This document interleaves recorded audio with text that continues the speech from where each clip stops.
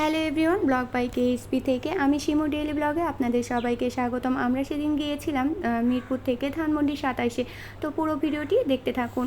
এখান থেকে আমরা বাসে উঠে তারপরে ধানমন্ডি 27-এ নেমেছি। নেমে ওখান থেকে রিক্সা নিয়ে একটা দিদির বাসায় গিয়েছি। আর দিদির বাসাটা ছিল ধানমন্ডি 27 থেকে একটু ভিতরে। আর আমি যেহেতু নতুন যাচ্ছি তাই আমি বাসাটা চিনি না, তাই রিক্সা নিয়েই গিয়েছি। তো এই ছিল দিদির বাসাটাতে নতুন বাসা, তারা গৃহপ্রবেশ করবে, তাই পূজা করে বাসায় উঠবে। আমাদেরকে ইনভাইট করেছিল, আমাদের সবাইকে ইনভাইট করেছিল, কিন্তু হাজব্যান্ড অফিসের কারণে যেতে পারেনি। আমরা 3 জন এসেছি। তো এই দিদি। দিদি একজন উদ্যোক্তা আর আমিও একজন উদ্যোক্তা, আর সেইভাবেই আমাদের সাথে পরিচয়। আমার পেজের নাম কেএসপি ফ্যাশন হাউস। আমার পেজটাতে সবাই ভিজিট করবেন। তো দিদি টাঙ্গাইলের ছেলের বউ আর আমি টাঙ্গাইলের মেয়ে, সেই কারণে আমাদের সম্পর্কটা একটু ঘনিষ্ঠ। আর আমরা যখন নতুন বাসায় উঠি, আমরা যারা হিন্দু তারা আমরা গৃহপ্রবেশে পূজা করে উঠি।